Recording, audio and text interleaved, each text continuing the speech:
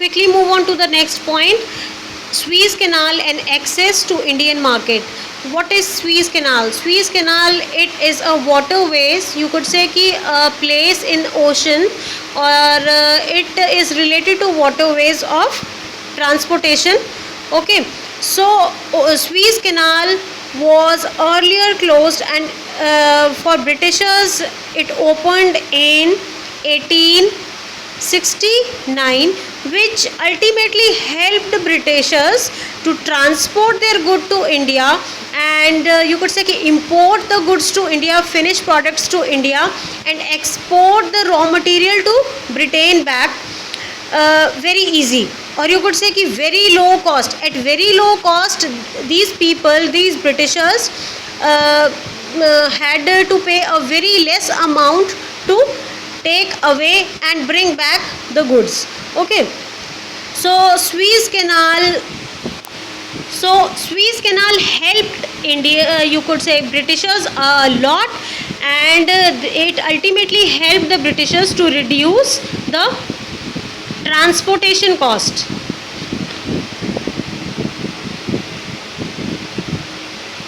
Okay, so transportation cost went very down, which was, you could say कि a big profit for Britishers. Moving on to our next point, it is surplus trade was only to benefit the Britishers.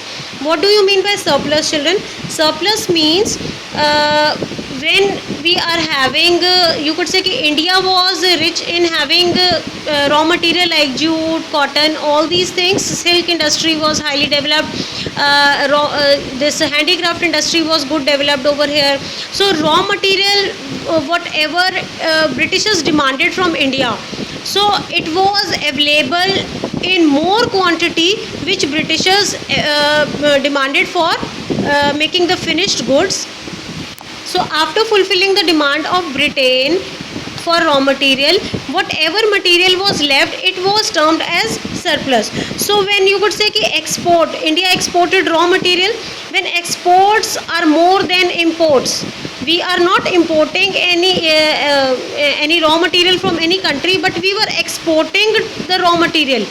Only import of finished goods was allowed, that was only by Britain into India. So this surplus led a big difference, you could say कि a big difference in balance of trade also. So surplus highly was of primary goods in India, not of capital goods, and these primary goods, but not of industrial goods was there. These primary goods were mainly used by Britishers for fulfilling this surplus of primary goods was mainly used for fulfilling their administrative or their personal needs, और उसमें से अगर कुछ बच जाता था अपनी need भी पूरा करने के बाद, तो that was allowed to be exported to other countries like I already told you, China, etc. And on that too the Britishers levied heavy tariffs. So ultimately what were the consequences? That exports बहुत कम हो गए हमारी country के, handicraft industry declined, our handmade products declined, so silk industry declined. So the trade policies mainly focused on the welfare of Britishers, not for Indians. So our next point is drain of Indian wealth.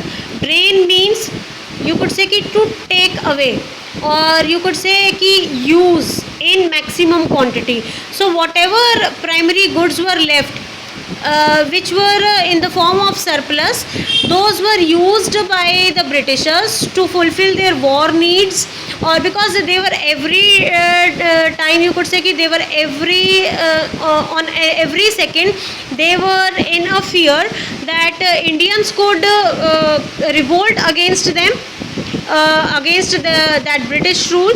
So the ultimate aim was to strengthen their army. They used those surplus goods, and Indians were not allowed to use those surplus goods even, and fulfilling their administrative needs also. They drained away the Indian wealth, and ultimately India stood at the position of backward, and it was called as a backward economy at that time.